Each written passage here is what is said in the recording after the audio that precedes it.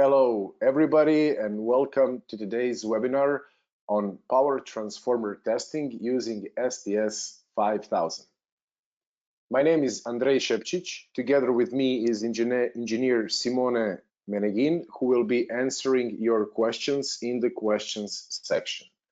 Today we will have about 1 hour and 30 minutes of discussion on how to test power transformer, what are the most common tests, how to perform them, also how to interpret the results. And you will be able to download the presentation you will see from the handouts section.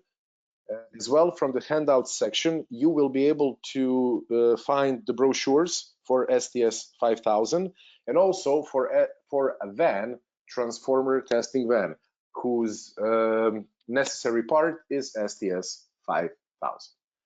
So since we have a lot of things to cover, I would just like to say, please focus on what we will be talking about. Feel free to ask questions. In the end, some of the difficult questions we might answer out loud. Excuse me. Simone, who is answering effectively the question, is an engineer with a lot of experience. So feel free also to ask difficult questions. And if we don't know how to answer them, then we will answer them in an email. So without any further ado, let's start. Oops. Today, we will be talking about short introduction to STS 5000 and its accessories. So that will be the first part. Then we'll discuss the turn ratio test. After that, winding resistance test.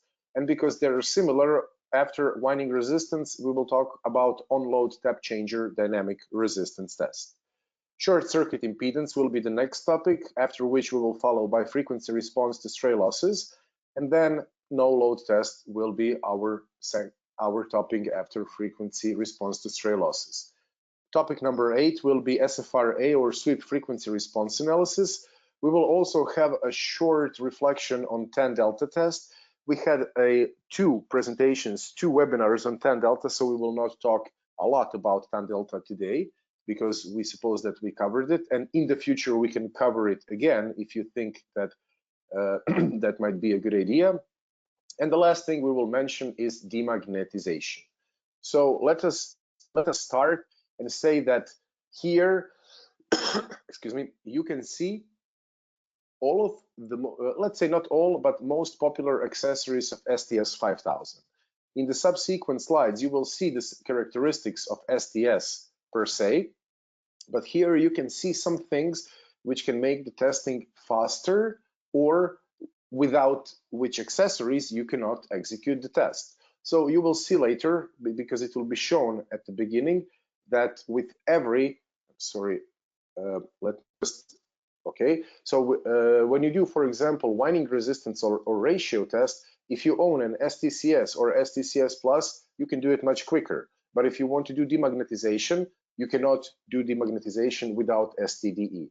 The same with tan delta, TD5000 is necessary to do a tan delta test. So let us talk a little bit about the main features of STS 5000. Quickly, the maximum current on the device would be 800 amps AC and 400 amps DC. With the options of booster, you can go up to 2, 3, or 5,000 amps. And just to show you, this would be your booster. On the device itself can generate up to 2 kilovolts. 2 kilovolts is the maximum voltage that this device without any accessory can generate. And we also have low current and low voltage AC/DC generation up to 140 volts and 6 amps. For example, this will be used for your winding resistance test, while this will be used for your short circuit impedance test. The device itself has 4 measurement inputs. You can measure up to 10 amps AC or DC. It can measure up to 300 volts AC or DC, up to 3 volts, and up to 10 volts only DC. So let's say we have 4 inputs. The power of the generator, the power of the transformer inside is nominally 4,800 VAs. And you can see that when we generate 800 amps, this is the power. For 25 seconds, we can generate that. With the booster, we can generate higher currents for this much time. For example, you can generate 5,000 amps for 10 seconds. 400 amps DC can be generated for 140 seconds, which is more than enough to measure usually the resistance. And AC voltage can be generated to 2000 volts, can be generated for 60 seconds if you're generating a higher current. If the current is lower, then you can do it indefinitely. And these are the powers of low current and low voltage outputs. What is important to mention is the accuracy, which is approximately 0.2% for most of the outputs, which is quite high, and the frequency range is from 15 to 500 Hertz. For TD, which is used for no load and for tan delta test, you can go from 1 Hertz up to 500 Hertz, which gives you a lot of options to see what is your tan delta value. And when we talk about accuracy of measurement, it is more or less around 0.1%, which is quite high for a device which is essentially a primary source. And you can see also that the timer, for example, if you want to measure time, has even higher accuracy. Phase angle measurement has 0.1 degrees. Ratio measurement up to 10,000 is, or 9,999, 0.15, and resistance is about 0.5%. To give you an idea what the device would look like if you're standing in front of it, and I'm sure many of you have already used it, you have your main screen, which is used by turning this knob here. There is an on and off button, programmable function keys, which you can see on the side, start and stop button, emergency button, and also high voltage keys. These are the measurement inputs: 3 volts, 300 volts, 10 amps, 10 volts DC, and these are generations. You see that in some cases we also have the fuses which are outside, so if they burn but for any reason, you can change them quickly. Also, I want to turn your attention to the fact that here you have yellow, and here you also have yellow frame, and here you also have yellow frame. Yellow in this case means measurement, acquisition, while red, as you can see here, and you will also be able to see on the subsequent slides, means generation. So we generate from here and we measure here.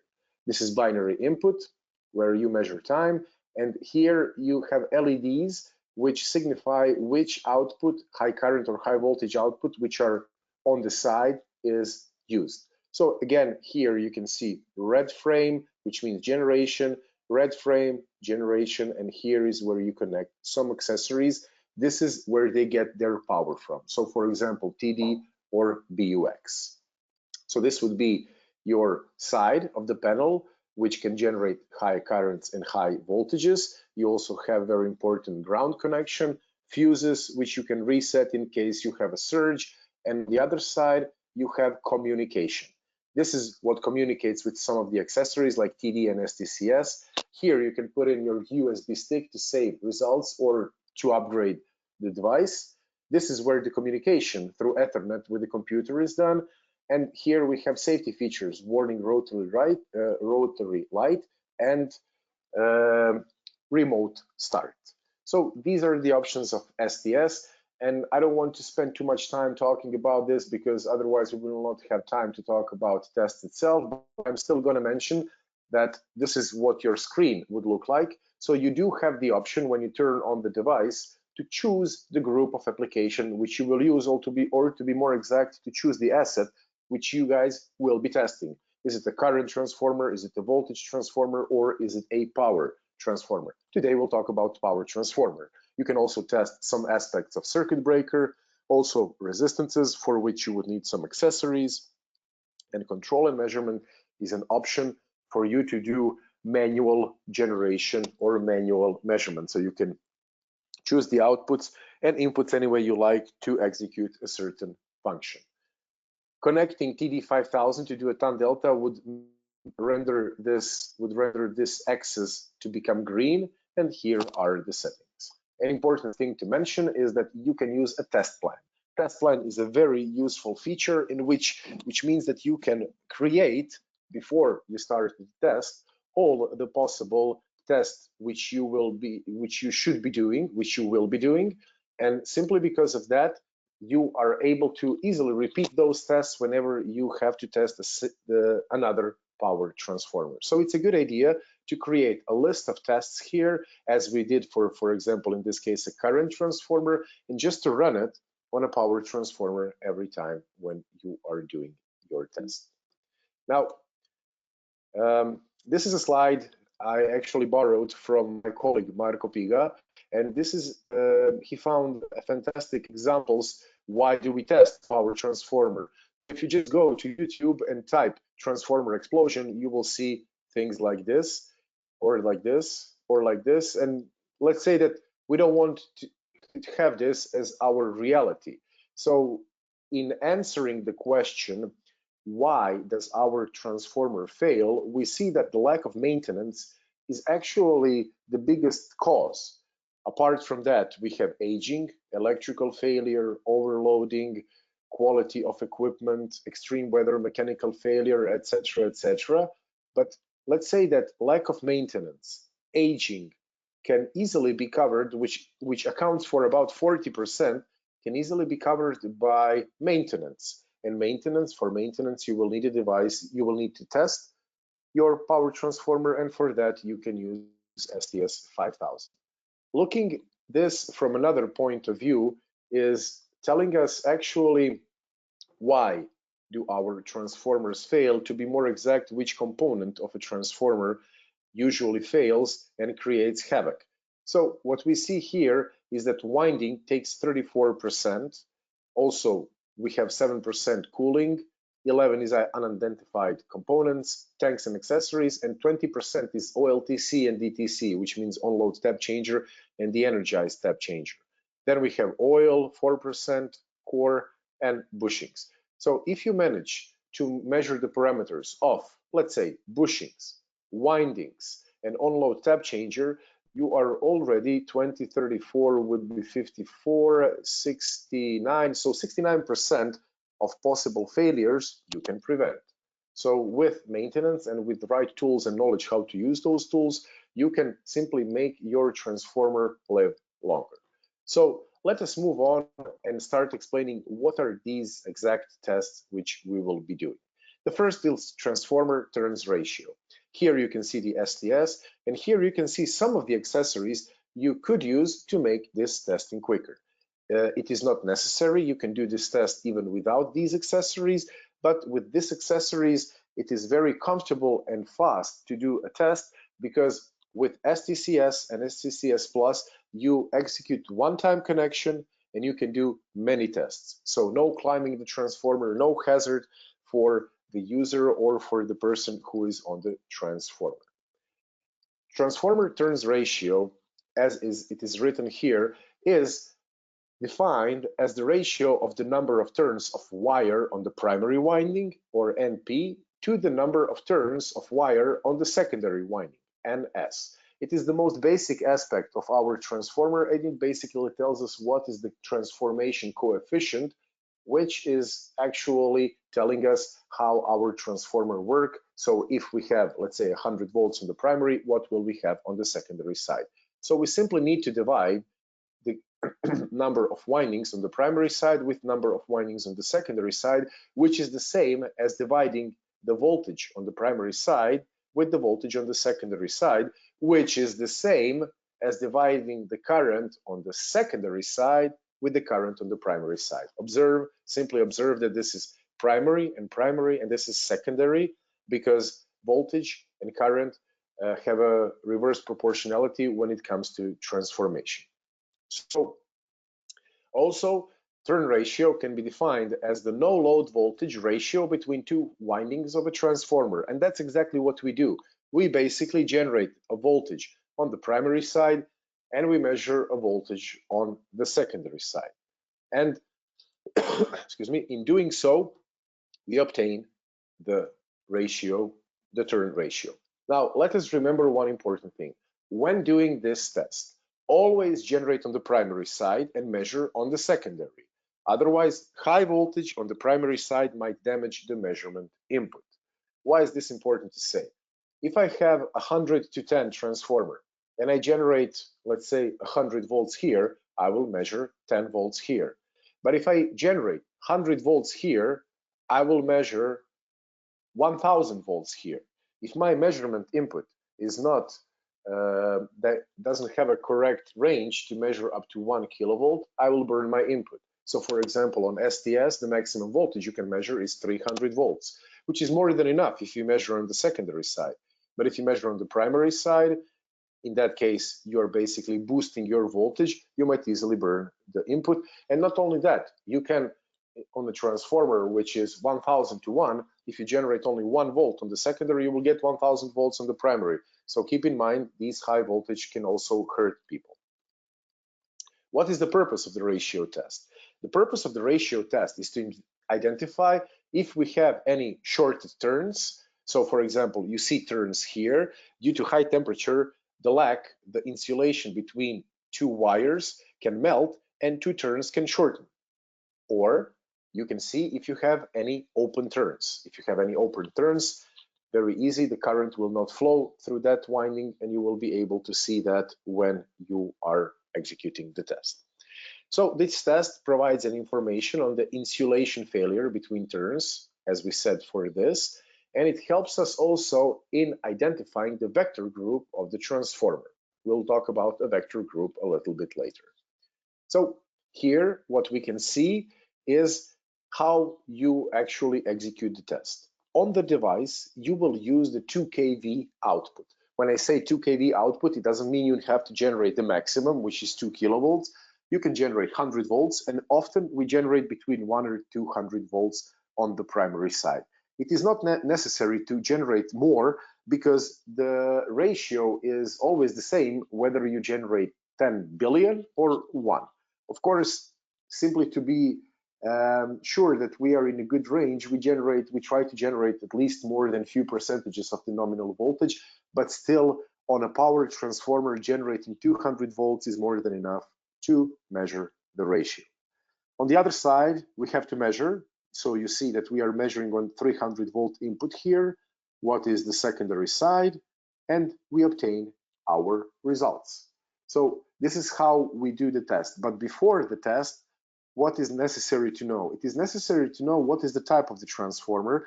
Is it a single phase, a three phase? Is it an auto transformer? The number of windings and phases. So do we have a single phase or three phase transformer? Phase sequence we need to know. And as we mentioned before, the voltage which we are applying on the primary side should not exceed the rated voltage of the transformer. We don't want to damage it. And as mentioned, always to the high voltage side of the transformer. The voltage which is measured must not exceed the measurement input of the voltmeter, as we were saying before, because if we generate on the secondary side, if we measure on the secondary side more than 300 volts, that might burn the measurement input. And what is also important, we often have transformers which have multiple taps, whether they have on-load tap changer or de-energized tap changer, and we should do this on all positions of tap changer in order to get a full overview of our power transformers ratio. So here, if we were to have a single phase transformer, so in some cases we have 3 single phase transformers for, let's say, very high powers. In that case, we have the primary winding and we have the secondary winding, and it's pretty easy to execute this test. This is how we generate, this is how we connect the generation, this is how we connect the measurement. We'll show you later how we set up in the firmware, and we get our result. Then if we have an auto transformer, it is very similar. Again, we generate on, let's say, the whole winding, and we measure from a certain part of the winding as the transformer is set. And because we want to do that on all positions of tap changer, what we will see is a certain, ideally it would be a straight line, but if we don't have a perfect transformer, and let's be honest, very often we don't, we might have something like this, which goes from, let's say, 2.7 until 3.3 as the turns ratio. I'm sorry, I made a mistake. So it is not that it should be a straight line. That was wrong. As we move the tap, we change the ratio, and this is what it is shown. What I meant to say is ideally this should be a straight line. It shouldn't be a curve, and you can see that it's very, very close to a straight line, the one which we have here.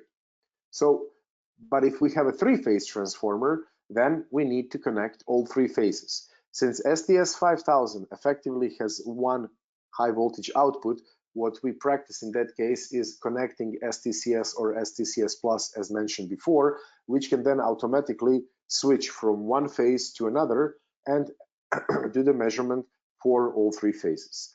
If we have a three-phase transformer, the core would look like this normally, and you would have phase A, phase B, and phase C, usually separated like we see in this picture. And then the winding, one would be wound around this core and the other one would be wound around the first winding. So usually inside you would have the secondary, and outside you would have the primary.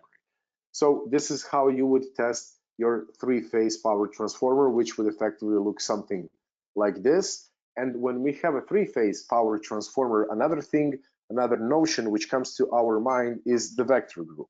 So the vector group is an essential property, as it says here, for successful parallel operation of transformers. So that's one thing why we need to know, because if you have two transformers working in parallel, you should know exactly their vector group so that they don't burden each other. When defining a vector group, what is actually a vector group? A vector group is saying what type of winding do you have on the primary side? Is it a Y? Is it a delta? Or is it zigzag? And what type of winding do you have on the secondary side? Do you have a Y? Do you have a delta? Or do you have a zigzag? You also need to mention if you have a Y, connection or a star connection, is your star point grounded or not? So in this example, if we have a delta on the primary side, we will say D, and it will be a caps lock.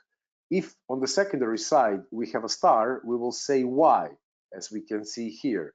And then N would signify that this star has a star point grounded. Number 11 indicates the difference in phase angle between the windings, between the primary and the secondary side.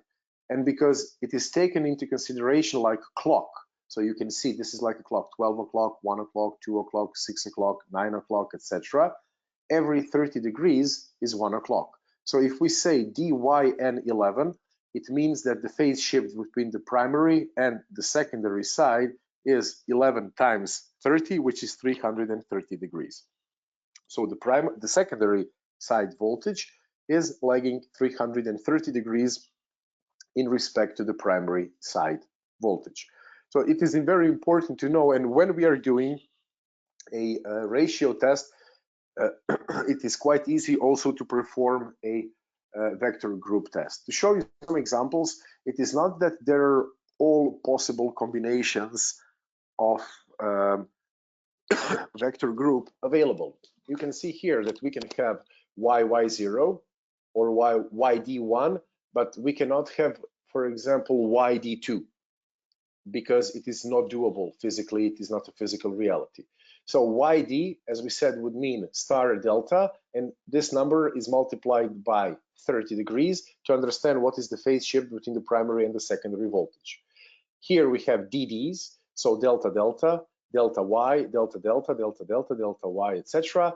And DZ, Z is for zigzag. So these are possible vector groups which we can test. And when we are testing a vector group, we actually need to generate again from the high voltage and measure from the low voltage side. We need to do it two tests, twice, and then the STS will give us the vector group of the device itself.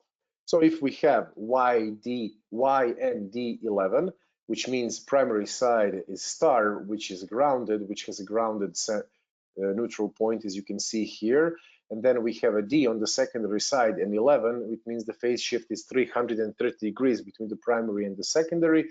This is how we will connect. So we will connect on phase A and let's say phase R, and then here the same. We will perform two tests and we will get the group, the group of the device, the vector group of the transformer.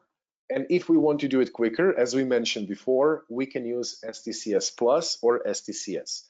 Later we'll talk about the differences, but long story short, it is one-time connection device. You connect the device to STS and you connect the device to the transformer, primary and secondary side, and also the tap changer, which means that you can automatically do a test on all positions of taps on all tab positions and on all phases, which makes testing quite faster. Also, you can perform, as we mentioned, the vector group test. And if you're using STCS Plus, we will have two more, let's say, smaller boxes to connect, but it makes sense because there is a difference between STCS and STCS Plus. STCS can automatically perform ratio test, winding resistance test, on-load tab changer dynamic test, and vector group test. These are the tests you can do with STCS. With STCS Plus, you can do all this and no-load test, short circuit impedance, and important, we have a built-in demagnetizer. So demagnetizer is built in STCS Plus, and with STCS Plus, you can execute 7 types of tests. To be more correct, 6 tests and demagnetization, because demagnetization effectively it is not a test, but still it is an essential thing which you need to perform when after testing winding resistance. So when you would do a test on your STS, this is what your screen would look like. You would have the primary side voltage, the secondary side voltage. These values would be copied from the header. The vector group you would write in here, or the system would copy that from the nominal values which you put in. And then you decide which voltage you want to generate on the primary side. 200 volts is more than enough. And if you have an STCS present, then you can also decide from which position to which position you want to go, and do you want to measure ratio on all phases or just one single phase, and in that case you need to choose on which phase you want to do it. When you execute a test, this is another example, you would get a result. So in this case we have a 400 to 143 kV, which gives it the nominal ratio of 2.795. We executed the test here, and what you can see effectively are results. So this is what we wanted to generate, the voltage. This is the voltage that we generated, 201.7. This is the current which was running in the primary side, in the primary winding, and this was the voltage which was measured on the secondary side. By simple division of these two, we get the ratio, and we also get the error. This is important. When we execute a test, you effectively don't need to look at any of these numbers. I mean, of course, it's very good to do that because you will get an idea what's happening, how much are you generating, how much are you measuring. You will see the ratio, but effectively the last row, the last column is what you're looking for. And long story short, golden rule, the number needs to be less than 0.5%. So when doing a ratio test, 0.5% is the maximum error you can have in comparison to nominal values. And when you actually do a test on 17 positions of tap, you would get a result like this. So here, this is actually this test, but this is only one. This was only position 1 on low voltage. Now we have 17 positions here. Of course, we have shown only 3. And here we can see, first of all, how ratio changes from 2.7 until 2.75 all the way to 3.3, which is normal as you change the position of a tab changer. And you also see the error. Now, errors are okay here, errors are okay here, errors are okay here, but this one is not. This is green because in this particular case, because we were testing a transformer which was a demo transformer, let's say we did have an allowance of 1% of difference between the nominal and the measured values, but normally when you're testing your power transformer, 0.5 is the maximum of error you can have, as you can see it here. And another thing which is cute to mention, think about this fact. When you're doing this test, you are generating voltage on the primary side, like this, and on the secondary side, you are measuring the voltage. We know that the voltmeter is effectively an open circuit. It has an infinite resistance. So you could say that the secondary side is open because we have an immense resistance here. So when you look at it, it is like a no-load test, because for a no-load test or excitation test, we generate on the primary side and we measure on the secondary side, with the secondary side open. So this is the same thing, which means that effectively when you do a test, And when you look at these currents here, these are the currents of no load test. Of course, the voltages which you use are much smaller than the ones which were used in the factory when this test was done originally, so you cannot effectively compare the results. But you can do another thing. You can always check if the middle phase has lower current. And you see that it has lower current here. Also, phase B has a lower current here. And also, phase B has a lower current here, which is something which is usually expected when doing a no-load test on more or less a standard power transformer. So, we came to our first question. And let me launch the question. So, the question for all of you guys who have been listening attentively is, when performing ratio tests, the correct way to do it is to A, generate on the primary side and measure from the secondary side, or B, generate from the secondary side and measure from the primary side, or C, both options are equally correct. So we did mention that there is one correct way to do the test because we don't want to burn the input of the measurement input. So with that in mind, would you generate on the primary and measure on the secondary? Or would you generate on the secondary and measure on the primary? Or do you think it's all the same? So I see that already 60% of the people have voted, which is perfect. And I see that 87% of you have got it right. So important thing here is to get correct result. And you have 5 more seconds to do that. Actually 4, 3, 2, 1. And let's close the poll and share the results. The correct result is generate on the primary and measure on the secondary, and 86% of you have got it correct. So I'm going to hide the results and let's continue with the presentation. The second test which we need to do is actually winding resistance test.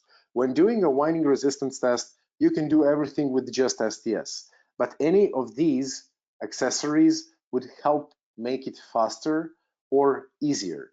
STCS and STCS Plus, because one-time connection is executed. 20 amp DC booster needs to be used with one of these two devices, and it can give you up to 20 amps DC. And then we have a demagnetizer. One thing to mention, winding resistance test is often the last test you do. It is the last test you do because you magnetize the core, and after that, you need to demagnetize that core. Otherwise, you might have issues. But let's go back to the winding resistance test.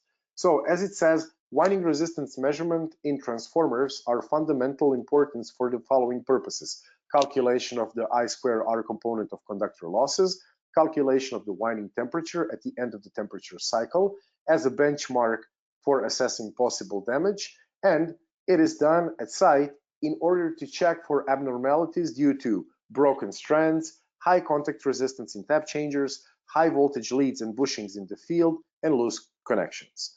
To be practical, often you will be actually looking for loose connections. Basically, you know the nominal resistance, now you measure the resistance, and you don't want the resistance to be higher. If the resistance is higher, then we have loose connections. Or we have broken strands of conductor, then the resistance is infinite.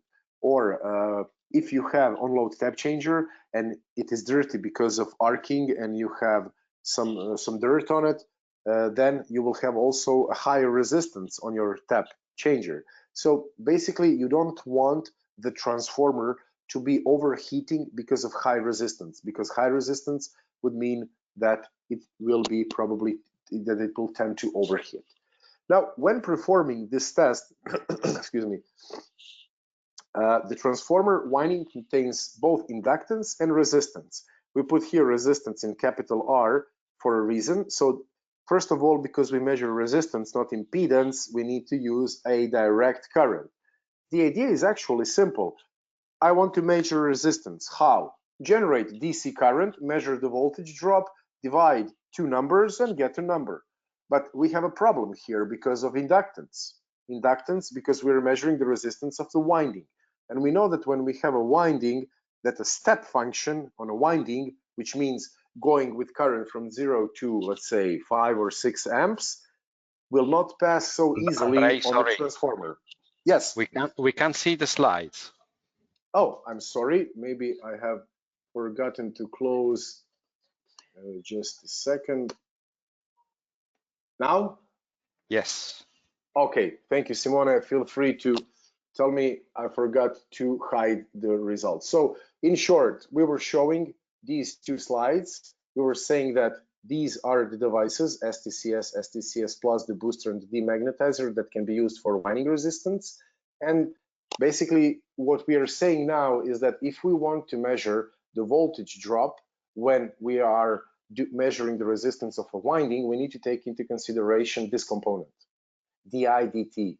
How much does the current change? So we want to have a DC current. We don't want to have a current with a ripple, because every ripple is a DI/dt multiplied with an inductance, which is not small, because that is the characteristic of a winding, would make the voltage drop quite big. So long story short, this is the longest test because you need to wait for this to become zero. And then when you do a test, basically what you want to measure is just this part here, I times R. This you want it to be zero.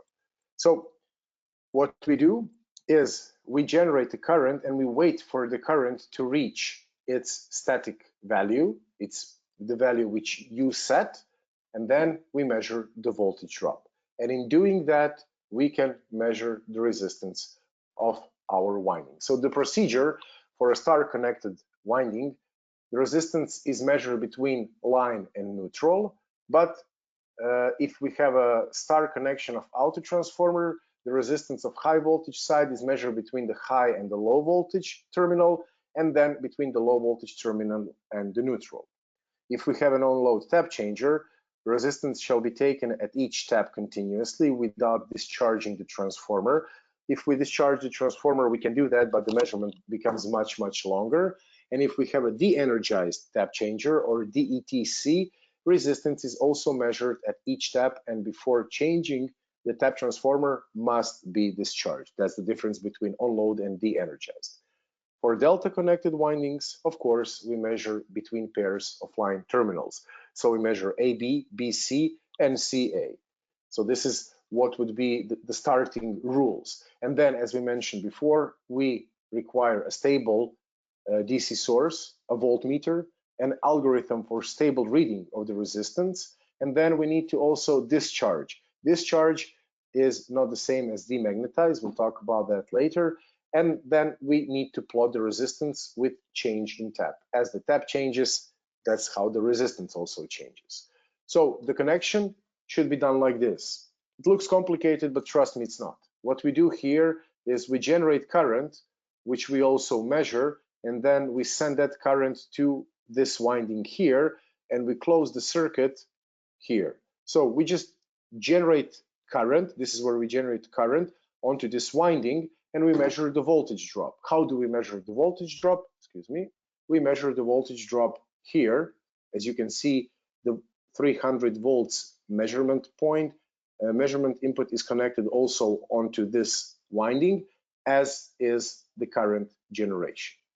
And then we measure that for phase A, for phase B, for phase C, and we do the same then for the secondary side for each position of tap changer.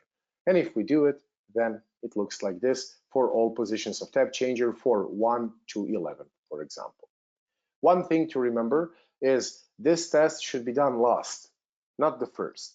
Well, it's not written in stone, but it's most practical, because since the test magnetizes the core of the power transformer, if we do some tests after it, for example, like sweep freak response analysis or no load test, we might get, or we will get different results. So do this test last, then demagnetize, and then turn on your transformer again. If we use STCS, once again, one setup is performed, and then we measure for all phases and all positions of tap changer.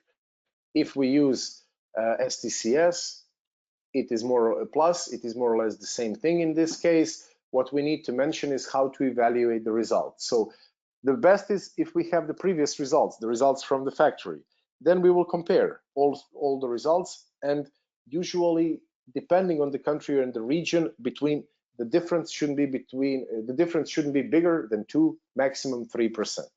If we don't have the original results, what we need to do is to compare values between phases. They need to have the same value. And again, if the difference between phases is bigger than 3%, in some cases 2%, then we know that we have some issues with that transformer. The new thing in STS, which we didn't have before, is that you can press a button and see actually what is the percentage difference between phases. So this is a new thing we've done. And as you are doing the test, this is what the application would look like. You would say which current you effectively want to use, how much current you want to use. You would need to read what is the minimum and what is the maximum resistance you can measure with this particular current. And then you press start and you get your results here after a minute or two. If you are doing some other tests, for here you can see an example of on-load tab changer, which will be our next topic. So talking about on-load tab changer, here we can see again which devices can be used, and they're the same, because when you are measuring dynamic resistance of on-load tab changer, the setup is the same. It's just that the interpretation of result is different, because here you will get a number, and that number, as we said, needs to be compared with a nominal value, or you need to compare phases. So it's a comparison of numbers. But when you do OLTC, you're not just looking at the number, you're also looking at the graph. So let us explain quickly. On-load tab changer is a device which can change the output voltage depending on the load which is needed from the transformer. If the voltage goes too low, you will change the position of a tab changer and you will, let's say, compensate on the lost voltage. So what you're doing with this device, you need to have a diverter switch and a selector switch. Diverter switch is a switch which performs the operation of changing, while the selector switch is the part which actually holds inside the different taps. So that's the easiest way how to explain it. So the function of on-load tab changer is to provide a constant voltage to the low voltage winding, and changing of the tap without the energizing of the transformer is the goal. You cannot just interrupt current while the transformer is working, because that would lead to a disaster. Usually, location of the on-load tab changer is in the high voltage winding, because the current in the high voltage is lower than the current in the low voltage, and current is the parameter to take into consideration here. So the number of turns in the high voltage winding are more, so voltage regulation is good, and as we said, the current capacity is less than on the low voltage winding. When you strip naked the power transformer, you will see that it looks like this. It is kind of a device which is encapsulated and connected to all the parts, to all the windings, and it is the only moving part in the transformer, and that's the reason why it, I can't say often, but more yes than no, causes some kinds of faults. So OLTC is quite sensitive. So how does it actually move from one position to another without, you switch from one to another without interrupting the current? How do you do that? This is the procedure. Number one, you decided you want to change the position, and here you want to go from this position here to this position here, from A to B actually. What do? Well, you move the slider in a way that it goes through this, let's say, auxiliary resistances, and from A to B, and this is what it looks like. We follow current. Current is constant here, and that's fine because nothing changed. Then this starts to move. In the next position, since we are now adding a certain resistance, the current starts to go down because now the resistance is bigger. If the resistance increases, the current decreases.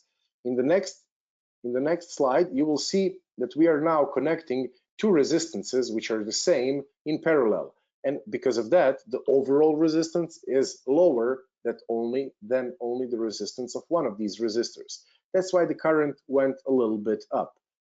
You will understand that probably the next step is moving to just this resistor, which would then make the current go even more down. And then slowly we move on to B, where we have now effectively executed the movement from this position onto this position without stopping the current flow, which is the goal. Stopping the current flow is not an option because it would cause a huge issue. Of course, when we connect here, it will take some time for the current to reach a stationary value, but this is not an issue because it doesn't take too much time. Once again, position 1, 2, 3, 4, and then we finish when we get to position B like this. And this is what you will see as we were mentioning the graphical evaluation of the results. And this is what you will see when you are testing.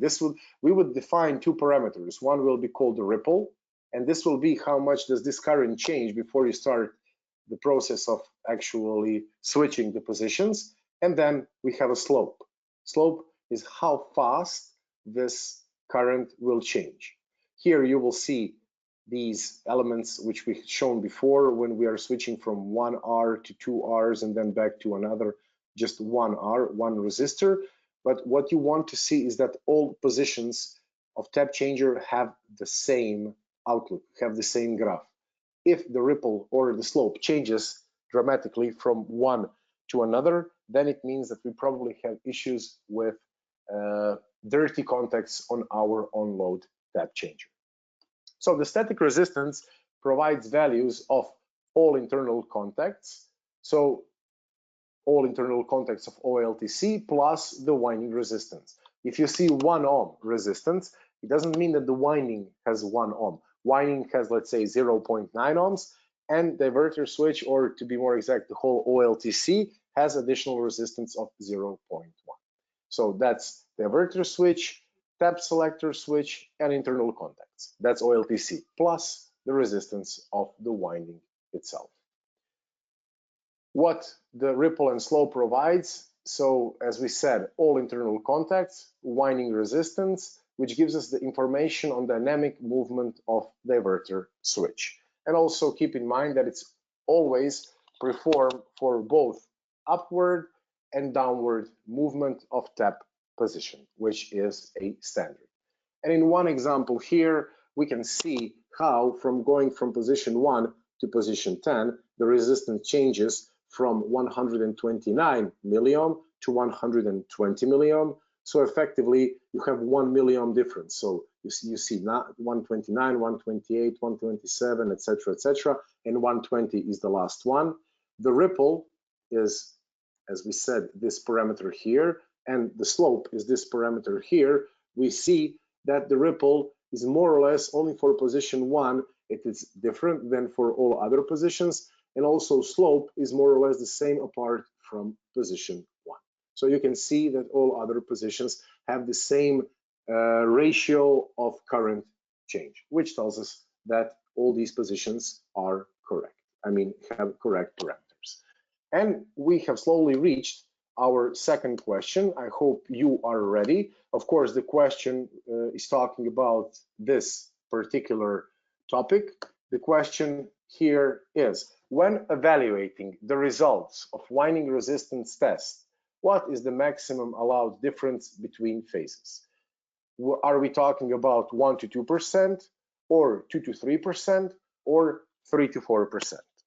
So we mentioned this number, and if you keep this number in mind, you don't have to have the nominal values of the winding resistance. You can just compare the values between phases and you're good. So I see that already 40% of you guys have voted. And by the way, thank you everybody for voting. I know that it is sometimes a person just would like to listen and not to engage, but I think it's better if you engage, because that way it keeps you more awake, more interested. And I'm sure that you are awake and interested, because I see that 60% of the people have voted, and 69% of you who have voted have already chosen the correct answer. We're going to close polls in 5, 4, 3, 2, 1. Let's close the polls and let's share the results. 69% have answered correctly. So the correct answer is 2 to 3%. and 69 of you have answered correctly.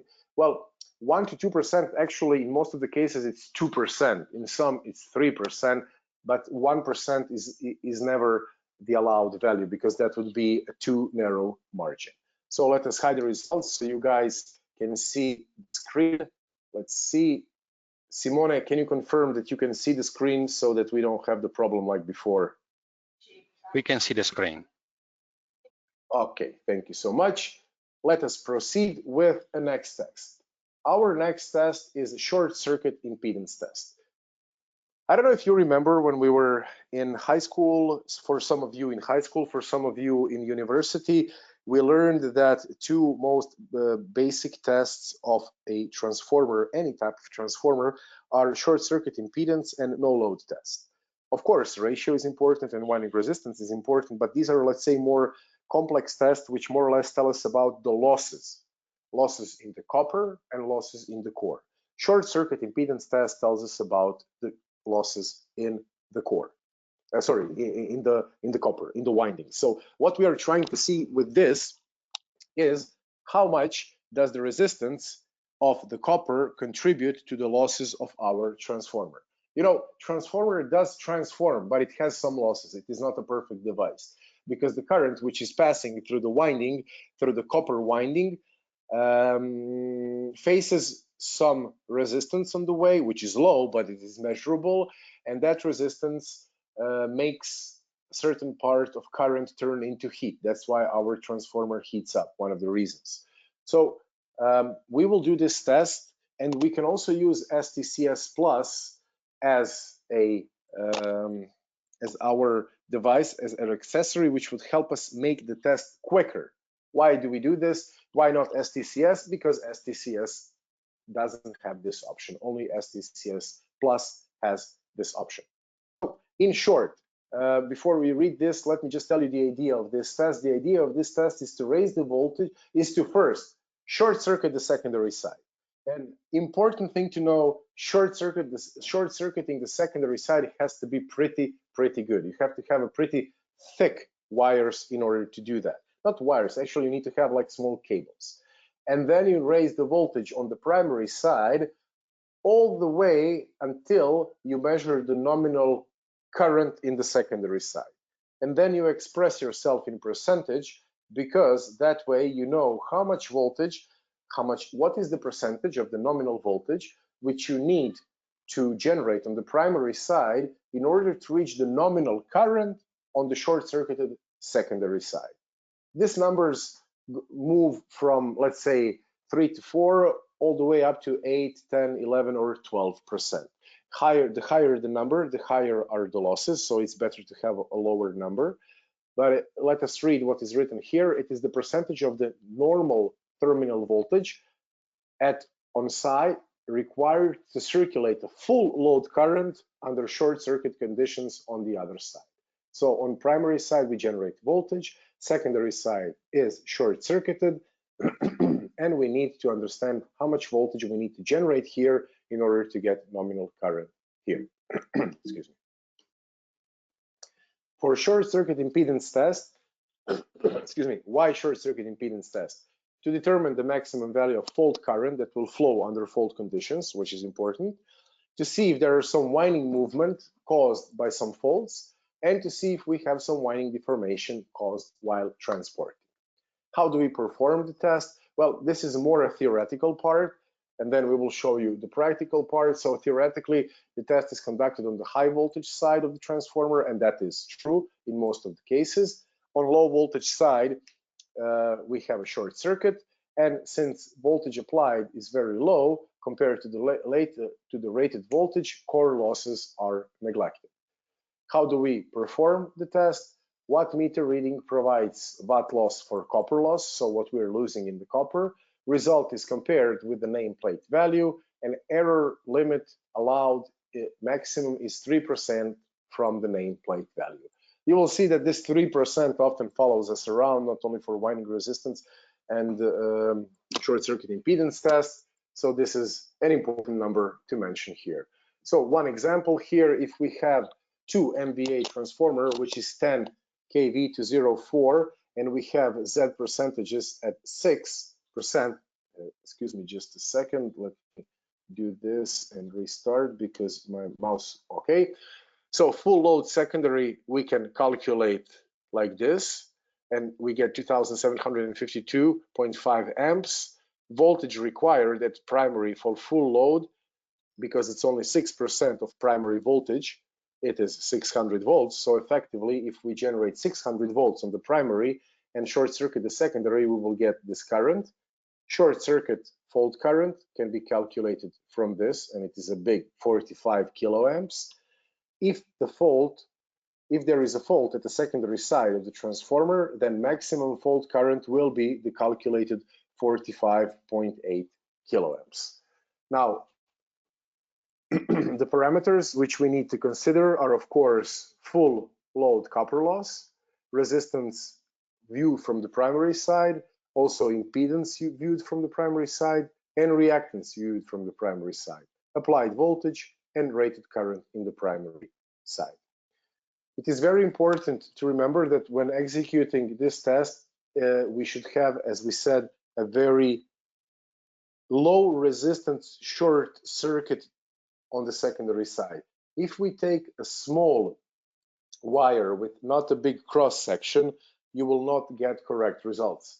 Whenever you're doing this test and you are getting a result which is, well, close but not correct, it is more than 3% difference, try putting a thicker cables, a thicker wires on the secondary side. So that's the suggestion. When we are actually doing a test, there are two ways how to do a test. You can either use, when you're testing, of course, a three-phase transformer, you can test three-phase equivalent method or per phase method. The number which you see on your nameplate is obtained by using a three-phase equivalent method. So, and also three-phase equivalent method needs to be used when you have a transformer which has a delta side. Only if you have a YY transformer, 2 stars, then you can use a per phase method, otherwise not. So when testing on a three-phase transformer, three-phase equivalent method, we actually need to do 3 measurements for phase A, B, and C. We see that the secondary side is short-circuited. And again, we will, in this case, generate not current like when we were doing winding resistance, but voltage. We will measure the current. So of course we are generating voltage, but then the current is passing. We are measuring that current and sending it to our transformer, and then coming back to close the circuit, and we are measuring also the voltage drop, as we can see here. We do it 3 times, and then the device automatically calculates the result using this formula here. If, on the other side, we have a per phase method, then we will do this per phase. So phase A, you see the difference is that when you're doing 3-phase equivalent, you're doing, let's say, BC, CA, AB, while when you're doing a per phase method, you're doing phase A, neutral, phase B, neutral, phase C, neutral. So that's the difference. You see, here you're connecting between phases for a 3-phase equivalent, and for per phase method, you are connecting phase and neutral. I strongly suggest mostly using 3-phase equivalent method because you are also often with a transformer that has a delta side. If your transformer has a delta side, you cannot use per phase method. When you execute a test, you will get a result, something like this. So for example, this is a situation where we measured 17.11, nominal value was 16, the deviation was 4%, which means that this particular transformer has some issues because this number is bigger than 3. So this is the thing you will get, the result you will get, and the easy way how to interpret that. So this is another example. When you will be doing the test in our application, you just need to say what is your maximum voltage and what is your maximum current. You perform a test on all 3 phases. You choose, this is the case where you can choose per phase, and then you choose which phase are you measuring, or three-phase equivalent, and you choose which pair of resistances are you measuring. Now, frequency response to stray losses is the next test, but actually it is the same test. The difference, frequency response to stray losses is short circuit impedance test, but done on different frequencies. And when you do it on different frequencies, of course, you get a curve. You get a curve like this, and because you get a curve like this, you want to compare the curve for all three phases. So keep in mind also that when you're doing this test, we short circuit the secondary side and we generate on the primary side, which is not the truth for the whole world. In some countries, they do it vice versa. They generate on the secondary side and they short circuit the primary side. With our equipment, you can do it both ways. So it is universal. And when you do this test, you compare actually phases. In this case, we can see that phases C and A are overlapping, while phase B is not overlapping with phases A and C. This indicates that we probably had some geometrical movement inside the transformer during a fault which happened recently, and that we need to look into phase B a little bit better. So this is how you would evaluate the result of this particular test. Now, the next test right after this one, sorry, let me just conclude. Frequency response to stray losses will provide us more information than short circuit impedance. Also, skin effect can be identified with FRSL test, and it is normally not identified during other routine tests. So skin effect is also an important thing to be taken into consideration when doing this test. You actually do this test to measure that. Next test would be no load current. No load current is a test which is often performed in factories. In that case, it is performed three-phase. So we have a three-phase, they have a three-phase generator, and what they do is they generate on the primary side with the secondary side open. We mentioned this test when we were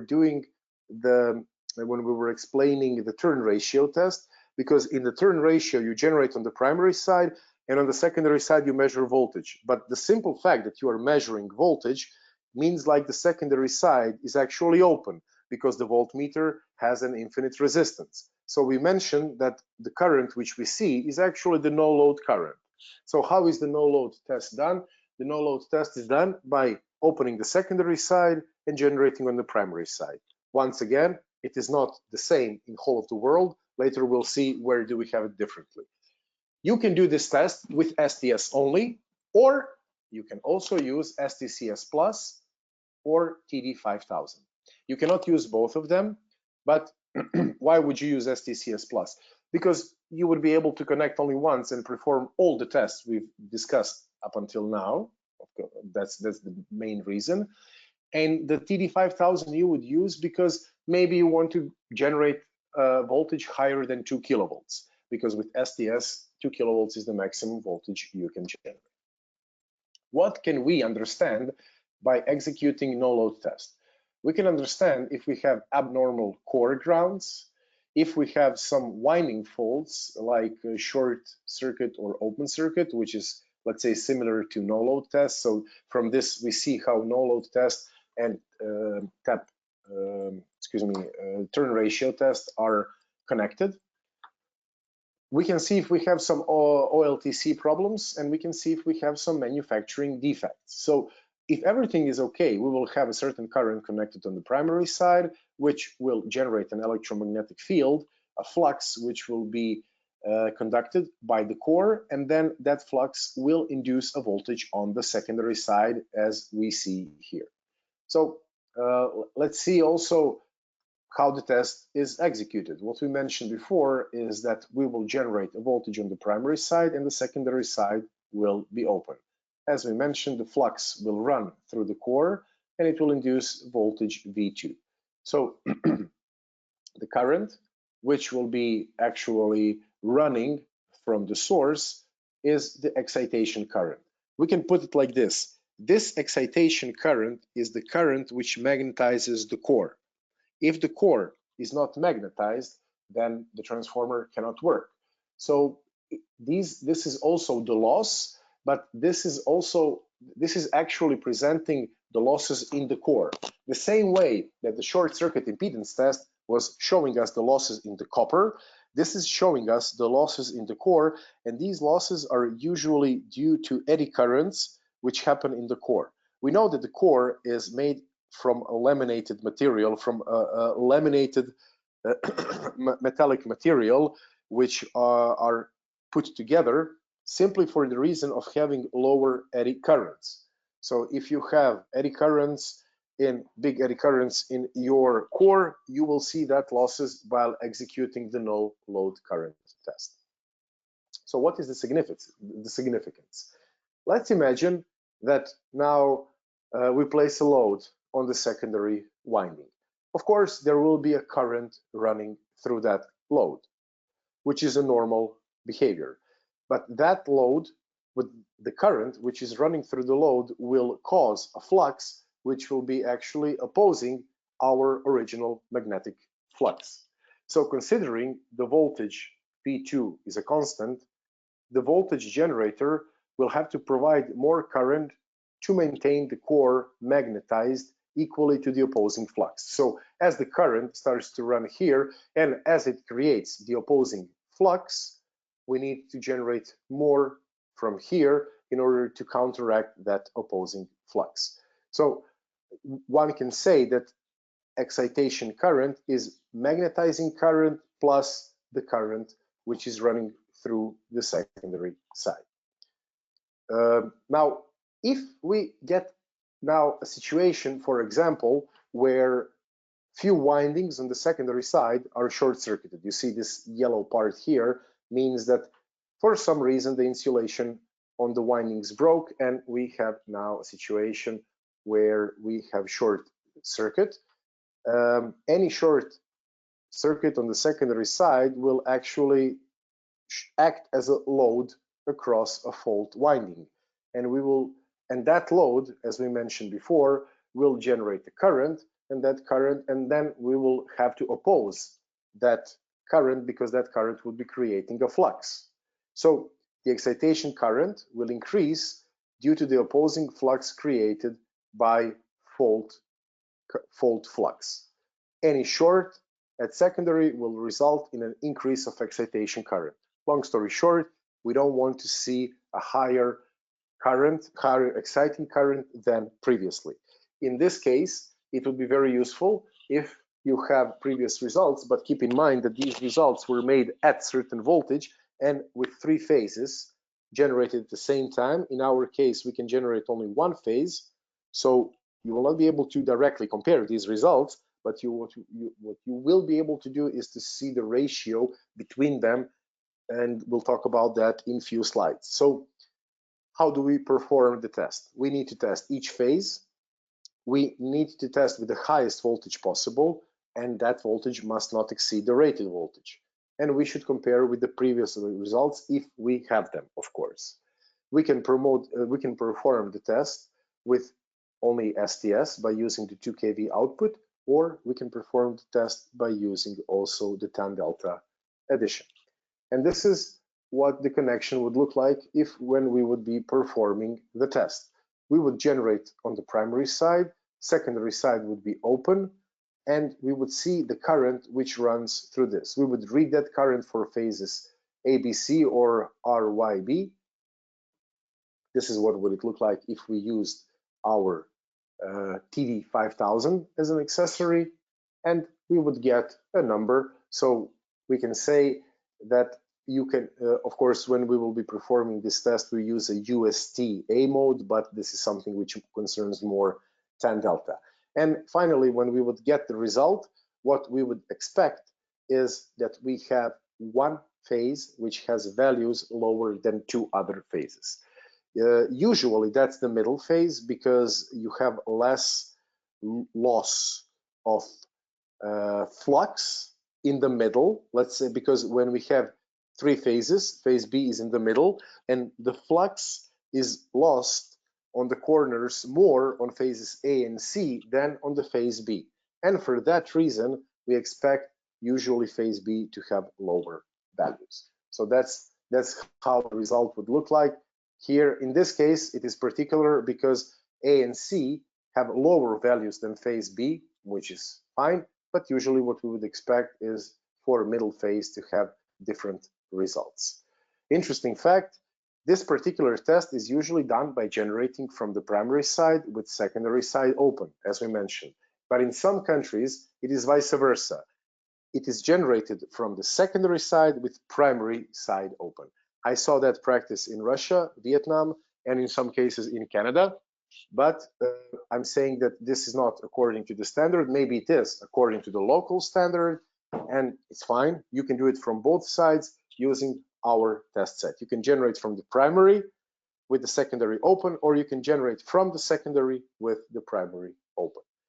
And this is how you would do this test. And this brings us to question number 3. So the question number 3 is, let me launch the poll. When evaluating a no-load test results, what is usually expected to see is that A, current in all 3 phases are the same, or B, current in phase C is usually much higher, or C, current in the middle phase is different than 2 other phases. So is it A, current is the same in all 3 phases, or is it B, current in phase C is usually higher, or is it C, current in the middle phase is usually different than 2 other phases, lower, higher, but different. So I see that you are very attentive and listening very, very carefully. I see that already 50% of the people have voted. Feel free to cast in your votes. The ballots are still open, and in a few seconds we will close the polls. So 5, 4, 3, 2, 1. Let us close the polls and share the results. The correct answer is current in the middle phase is different than 2 other phases. It is 71% people have answered correctly. So thank you very much for being so focused. And let us continue with our next test. Our next test is sweep frequency response analysis. Now, SFRA, or sweep frequency response analysis, is a test which you can do with just this device, with SFRA. You don't actually need STS 5000. But since they're all describing the health status of our power transformer, we put them all together as one family. What is SFRA? Well, SFRA per se is actually one of the reliable and sensitive methods to evaluate the mechanical and also electrical deformation of the transformer.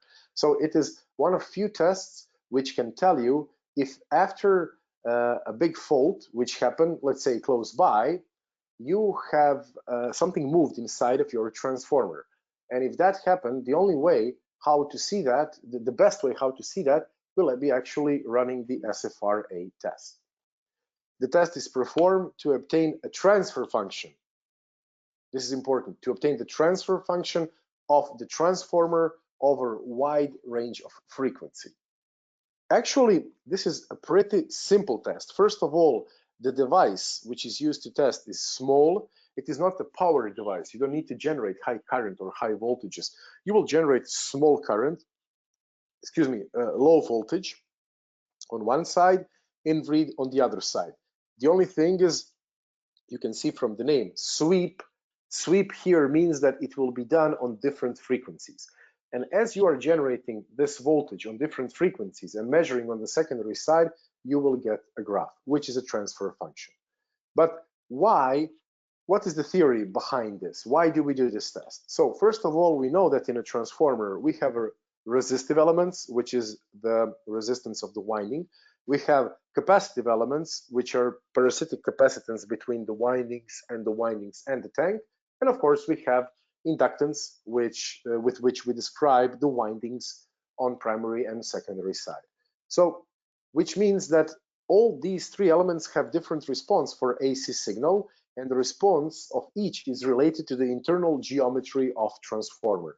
So what we see here is that For resistance, let's say resistance, you can see here, just a small second, resistance you can see here as this green line. Resistance is always the same regardless of the frequency. We know that resistance doesn't depend on frequency, but inductance and capacitance, or to be more exact, the reactance caused by inductance and capacitance does change. So as the frequency increases, our capacitance, let's say the resistance is with increase of frequency, we are decreasing the reactance of capacitance, of parasitic capacitance, and with the increase of frequency, when we talk about inductance, the impedance increases. So we do have some, let's say, symmetrical features here. When we put together all three elements, then we get something like this. We get a curve which has a maximum or a minimum, or maximum and a minimum, which is important. And we can understand at which frequency that impedance is the highest. And this tells us something about the network which we have.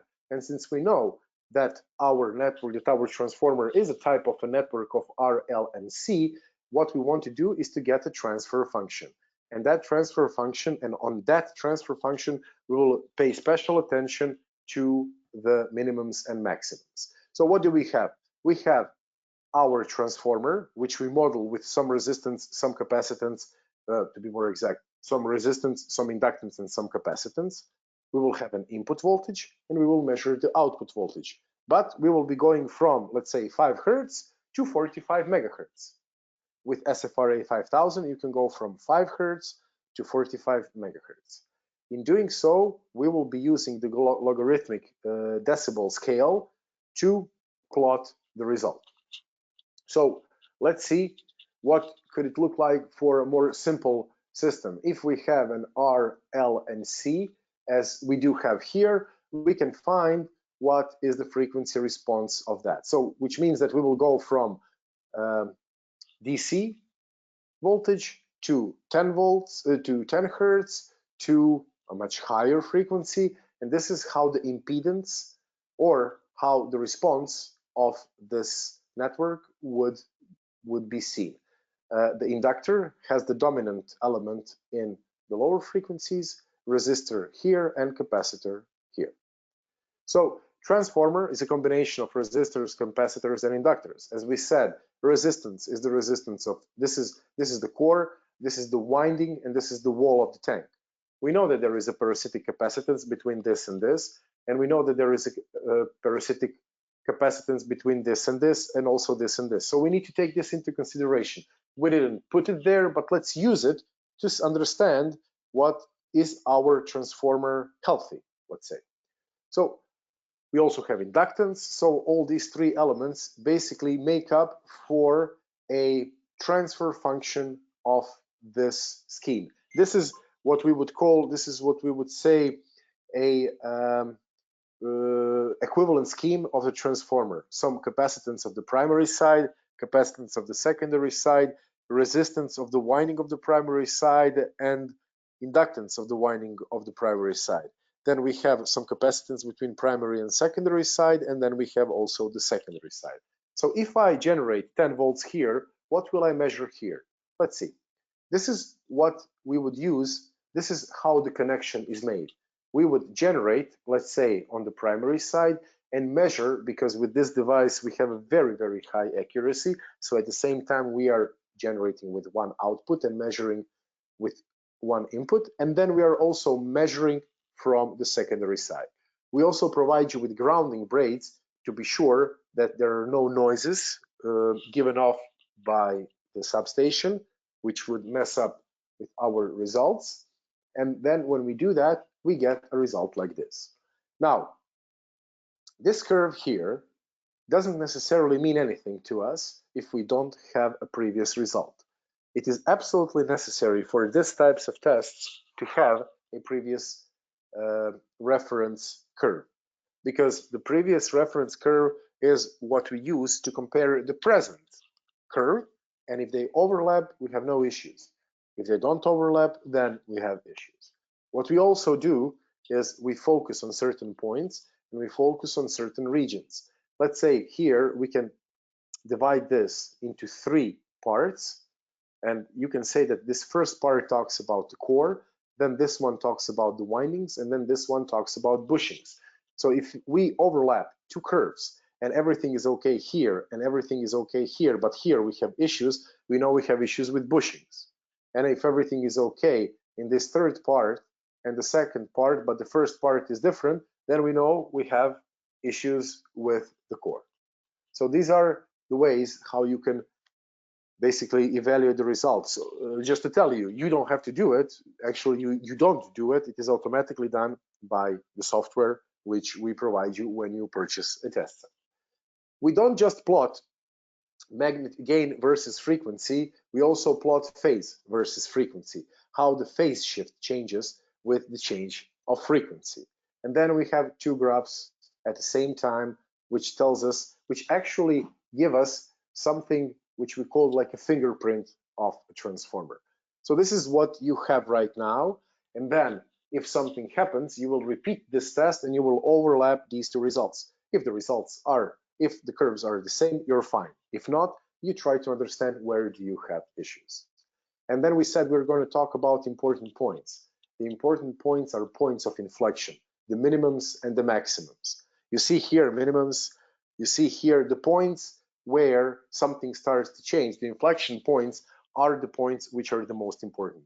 You might have 2 values which are not the same here, but if they don't overlap when it comes to minimums and maximums, that's a bigger issue. So inflection points need to definitely need to overlap over each other. And that we can see here because this gives us a fingerprint of the transformer, and the fingerprint should always be the same. When do we do an SFRA test? We do it always, the manufacturer does it. The manufacturer actually does it to ensure himself that through the process of moving the transformer, while it is being transported from point A to point B, nothing hits the transformer, because if it does, the producer will do an SFRA test in their factory, and when the transformer reaches its final destination. If, when the transformer reaches the final destination, we do an SFRA and the points don't match, it means that something went wrong during the transport. Let's not forget, once again, this is being done mostly to understand if we have some geometrical movements inside of the transformer. So we do it at the manufacturer place, pre-commissioning check. This means when the transformer came to the substation. When a weakness of the winding mechanical pressure system is known, so old and suspected unit.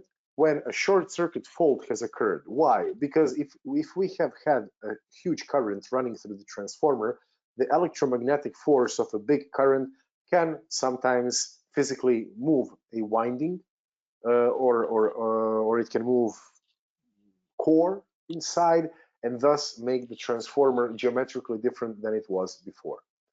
Also, something that can shake a transformer is an earthquake. Let's hope it doesn't happen. So also, what can an SFRA detect? It can detect if we have a core deformation, if we have also earth core removed, if we have an additional earth core, if the core is magnetized. So we mentioned before that when we do a winding resistance test, the core is magnetized and we need to demagnetize it in order to be able to use the transformer again or to test for SFRA. We can see if we have a collapsed winding or if we have a radial deformation. Some other defects are also, we can see if we have a raised and lower winding. So you can see collapse deformation, radial deformation, raised and lower winding. These are all geometrical problems. So physically something changed in the outlook of the inside of the transformer. We can see if we have some unclamped winding, if there are some shorted turns, also an open circuit, broken conductor strand, or unclamped core. All these things can be seen by SFRA. Now, what are the key points of SFRA is how we connect. Also, mentioned before, we need to demagnetize, or let me just say before we do SFRA, or let's not do SFRA after the DC test. and the database range should be at least 120 according to the IEEE standards. So IEEE standards actually asks for 100 decibels, but to be sure, it is good to have a little bit of margin and to go up to 120. The plots to the SFRA or the tests which need to be done is high voltage side. If we have a star connection on the primary side, we do it neutral to phase or phase to phase. Neutral to phase is for a star and phase to phase is for a delta. Open circuit plot, short circuit plot with load side shorted, and on the low voltage, the same like for the high voltage again. And if we have a tertiary, again, neutral to star on phase to phase if we have a delta. So the key features, actually the voltage which we are generating is from 1 to 10 volts peak to peak. So it's very, very low voltage. Dynamic range is 120 decibels, like requested by IEEE, and the frequency range is from 5 Hz to 45 megahertz, which is more than enough. Accuracy is extremely high. We're talking about 0.02% plus or minus 0.05% per megahertz. So the accuracy is 0.07 worst case scenario. Phase is 1 degree maximum error, and the fact that this device has a built-in display is very useful because more than once it happened that the users would connect, start testing, execute the test for whole primary and maybe sometimes whole primary and secondary side, and then they would realize that something went wrong. And they wouldn't be able to see that during the execution of the test because the device wouldn't have a screen. So the screen is always a good option to have if we want to be sure that the connection was done properly. Also, some key features are the fact that we have a dedicated PC software where you take the both values, both readings, and it automatically tells you if you have issues or not. We also provide you with grounding technique using braids, and the device has a battery operated with a battery that can last up to 5 years. Number of points is up to 2,000. So for 2,000 points, you can create a transfer function. And the length of cable is also important because 18 meters is more than enough to test your power transformer. So this is the set which we provide you with. You can see 18 meters of cable here, the device is here, the braids are here, and you also get this nice box including the clamps which are inside. And after this, we have a question number 4. So question number 4 is let me see, just a second. Question number 4 says, launch poll. When comparing two SFRA graphs, what do we need to focus our attention on? Is it the inflection points, maximum and minimums of the graph, or is it the first third, the lower frequencies of a graph, or is it the type of power transformer? So this shouldn't be difficult, and I already see a very cute situation that 100% of the people have voted correctly. So what do we focus our attention on when we do SFRA? Is it the inflection points, the first third of the transfer function, or the type of a power transformer? I'm very happy to see that after 45 seconds, already 60% of the people, of the attendees have voted, and I see that 93% now have got the correct answer. So let us wait for about 5 more seconds, and then we'll close the polls. Let's close them in 5, 4, 3, 2, and 1.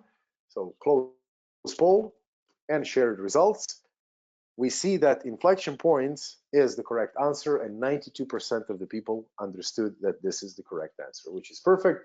Let us hide the results and resume with our last focus, and our last focus will be a tan delta test, and after that demagnetizing. I know that it's 11:30. Please bear with us 10 more minutes, and then you will be free to go. So when we talk about tan delta, when we do a tan delta test, we absolutely need TD5000. Without that, we won't be able to do that test.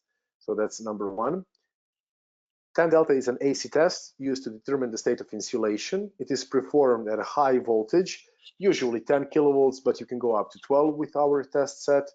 And of course, it is a skilled operation, is fundamental for consistent measurement. What do we measure? We measure actually the capacitance of the insulator. So the capacitance of the insulator we mentioned before when we were talking about SFRA, there is some parasitic capacitance over there between the primary and the secondary side, between the primary and the ground, between the secondary and the ground. And by measuring it through time, we understand if something changes. Also, we measure the R component, let me put it like this, and we will explain why. Also, just to say, since about 2 months ago, we made a very nice webinar on tan delta. We made it for the first and the second part. You can find it on YouTube if you write Altanova tan delta webinar.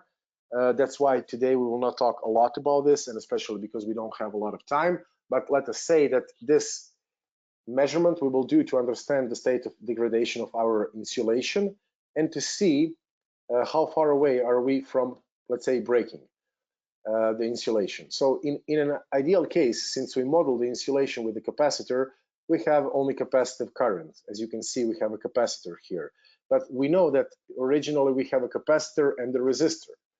We know that in a starting state, we have a fantastic situation when it comes to our power transformer, where the voltage is lagging 90 degrees or very close to 90 degrees.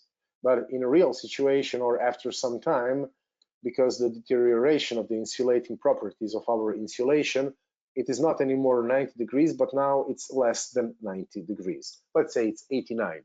1 degree makes a lot of difference. This happens because in course of time, the insulation degrades. It gets older and the impurities inhabit the system as isolation starts to degrade. Effectively, what happens is that water gets inside, gases get developed. Also, there is sludge, which all contributes to the conduction, or let's say it decreases the insulation. And that's why we want to measure this angle. This angle here is the delta angle. It should be 0.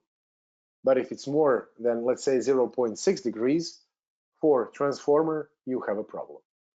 So tan delta is actually the resistive component of current divided with the capacitive component. And here it is written, it is drawn in a way which is very unproportional to the realistic situation. Normally, this current here, the resistive current will be very short, like up to here, maybe not more than that. But then this angle would be very small. As I said, this angle has to be very small. So since we talk about the ratio between the in-phase current and the capacitive current, this is the definition of tan delta. Another name for tan delta is dissipation factor, and we also have another name, power factor. It is slightly different than tan delta, but for transformers and even up to 5 degrees. So if the delta is up to 5 degrees, the value of tan delta and power factors are the same. Just to show you one thing, if the angle is 90 degrees, tan delta is 0. If the angle is 89.8 degrees, and we are talking about this angle here, if it's 89.8, which is very, very close to 90, we already have tan delta of 0.2. If it's 89.5, then we already have a tan delta of 0.5, which is for some transformers the threshold.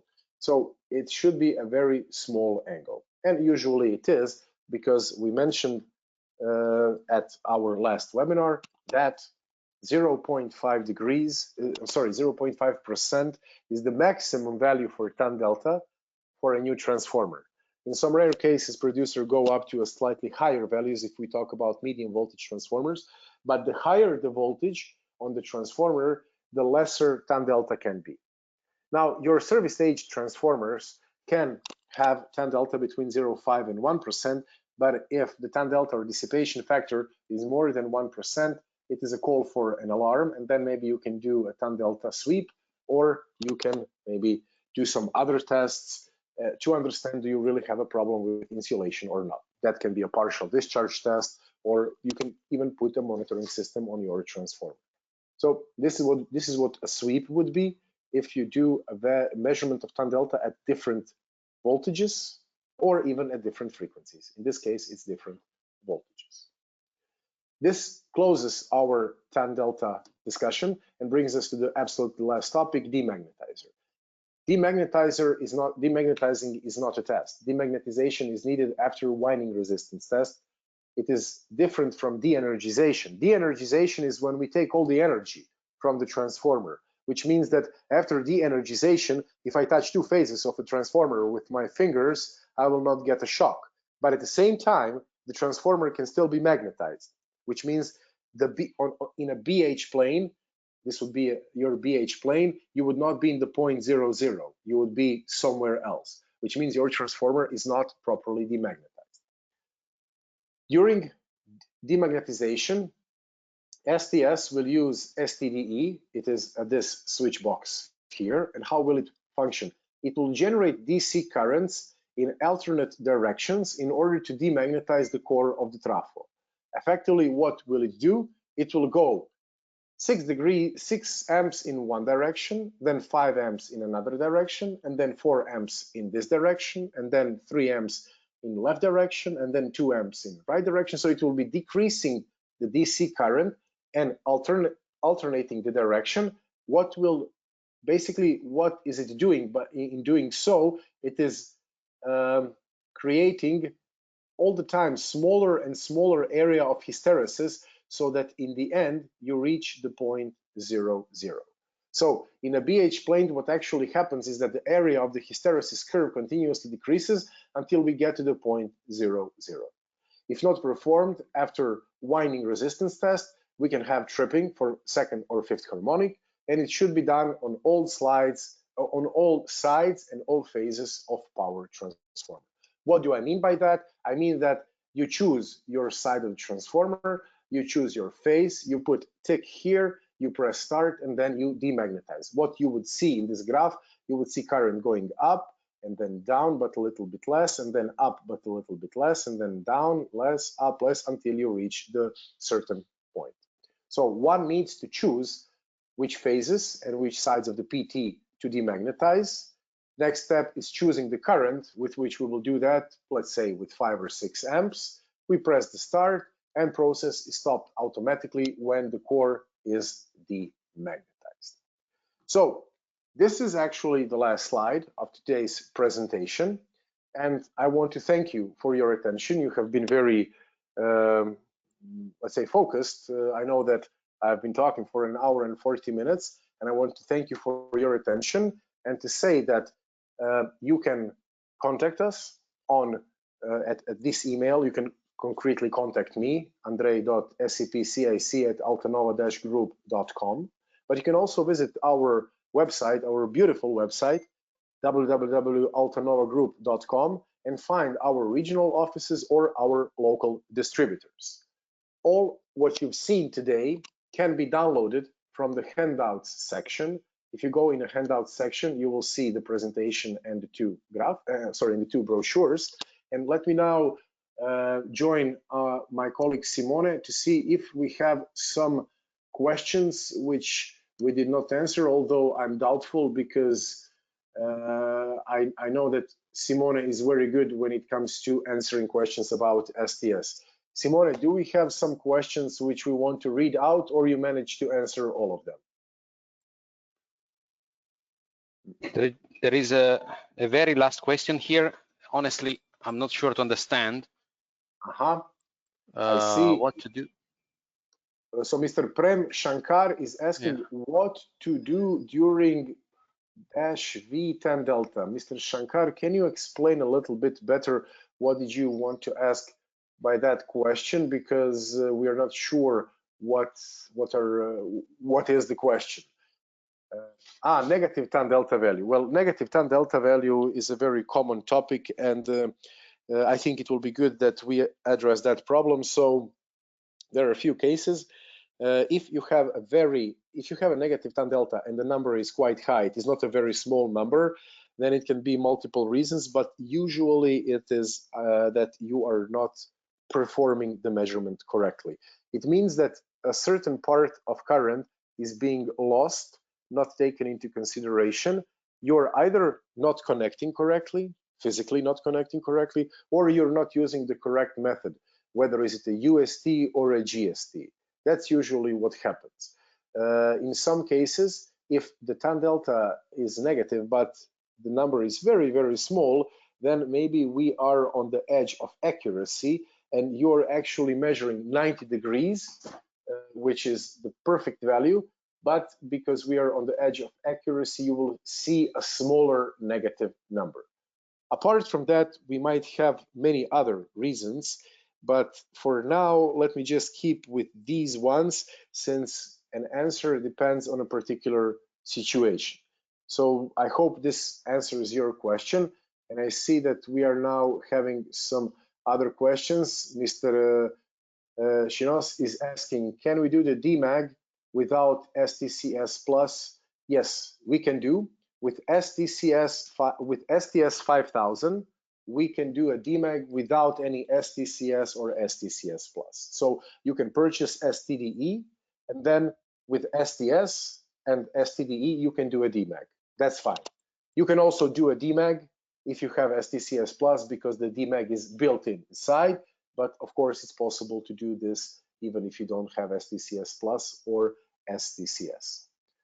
Mr. Godfrey, thank you very much for nice words. Can you please explain the picofarad calculation? Mr. Otto Ceccato is asking, can you please explain the picofarad calculation at 20 degrees Celsius? Power I factor think it's calculation. Power factor, yes.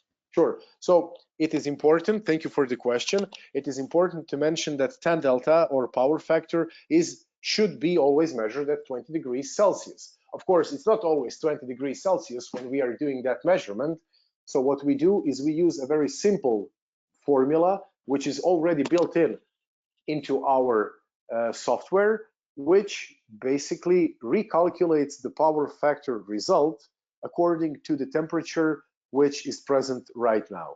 There is a simple formula. You just need to say what is the temperature right now, and you will always get a recalculation onto a 20 degrees. Because if we say that the normal value is 1%, for example, the maximum allowed value of tan delta is 1%, that means 1% at 20 degrees. Because 1% at 20 degrees is the same like 3% at 75 degrees. The higher the temperature, the higher the tan delta. That's why you need to recalculate this. So I hope that Mr. Otto, your question has been answered. Mr. Shan is asking, what is the frequency of these tests? Which tests need to be conducted annually and which tests in factory? In factory, they will actually do all of these tests. That's for sure. They will do winding resistance, they will do ratio, no load test, short circuit impedance. And when I'm saying they will do all these tests, I'm referring to mostly power transformers, which are transmission power transformers. For some medium voltage transformers, maybe some tests will not be done, but ratio tests will definitely be done.